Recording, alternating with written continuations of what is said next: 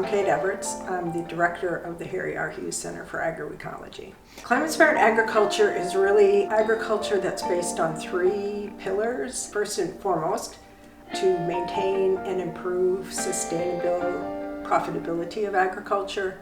So helping farmers stay sustainable, but especially stay economically viable so that they can keep their operations. The second pillar is adaptation. So farmers are facing increasing challenges in many areas, of course, economic challenges, but also challenges that relate to climate change. So changes in weather, changes in climate. The third pillar of climate smart ag is to mitigate, if possible, the effects of climate change.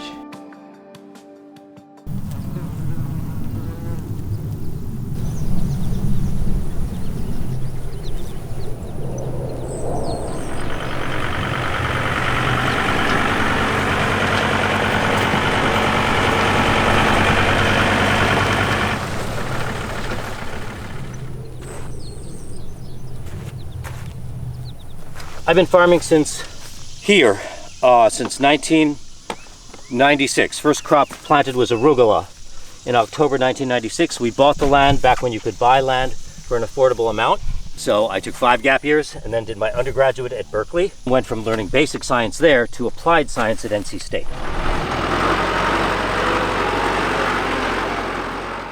I'm Ed Hikus, and we're at Bel Air Farm, which is a farm that my great-grandparents bought in 1904.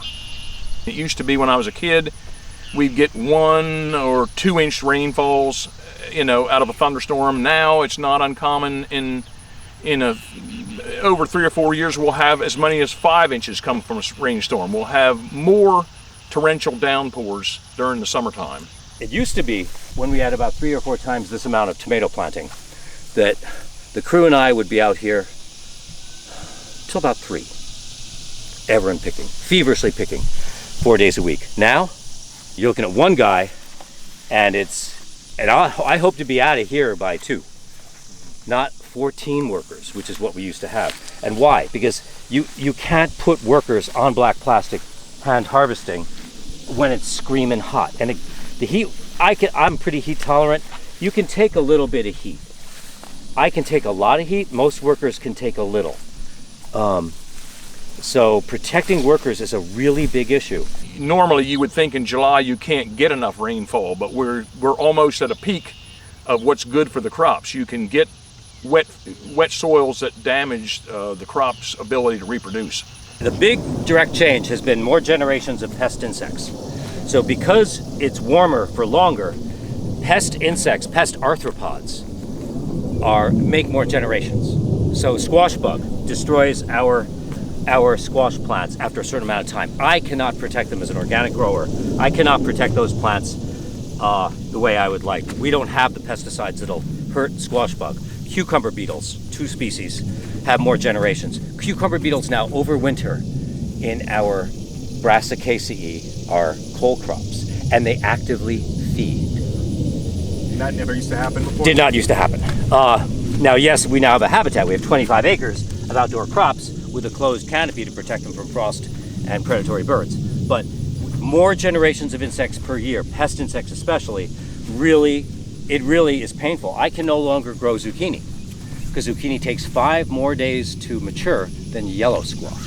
When I was going at it full tilt, it was a 24/7 business, and you couldn't hardly get away from it. You know what I mean? It's just, you had to work when the weather allowed you, and you had to get the job done until it was done. And a lot of people don't understand that. It's a very tough lifestyle if you're doing it, if the weather is not working with you, and the economy sometimes will not work with you either. We dominantly sell in DC Metro. And we dominantly sell to people who are fairly well-to-do, or at least middle class. And many of those people leave DC Metro for extended periods, which means they're not going to be CSA members. So that has softened the market. Why do people leave DC Metro? Because it gets bloody screaming hot. And it was always known as a kind of a sticky southern town. Well, now it's a big city with a lot of asphalt. A lot more people leave, and they leave and they work remotely if they can. I'm not the kind of person who can work remotely, but I recognize that my customer base can. Many of them can. Conventional growers, what can they do? And what many of conventional growers are doing are using more and more caution with water. They're really managing their water resources better, and they're planting when they can plant, even if it's a little bit early or a little bit late, because you can no longer count on May being a good planting season. I think the government could do much better by actually doing research, do science, and embrace science as maybe a way to dig out of this hole being a rapidly changing and rather unpredictable climate. Maryland's outlook as far as agriculture goes is good because we are so close to the major markets in the United States. I mean, and there are good soils on the eastern shore if we get adequate rainfall. Corn and soybeans may still be 50 years from now a big part of Maryland agriculture, but we could go back, I mean, in the 40s and 50s, there were a lot of tomatoes grown right here. In fact, on this farm. Farming is going to be a viable option in the future. And I think one of the things that struck me in talking to farmers across the state during the process of doing this report is that, again, they're very optimistic, and they don't just see the negative side of things, they see the positive side of things. So they would always ask, well, okay, yeah, that change, whether it's early spring or greater rainfall, could be a problem, but is there places where it could also be an opportunity? So I think going forward, we will definitely see changes in agriculture, right? The environment's going to change.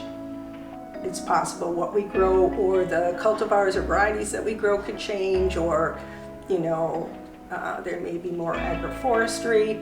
So things will change, but it's definitely going to stay viable. And I think with the right tools and the right toolbox, that farmers will make it productive and profitable.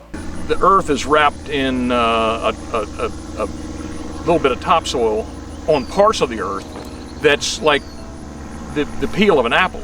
I've seen that advertised in the past, and it's just a tiny little bit of topsoil that's feeding us all. And it's important to take care of the microbes in the earth and keep the soil healthy to feed a very large population.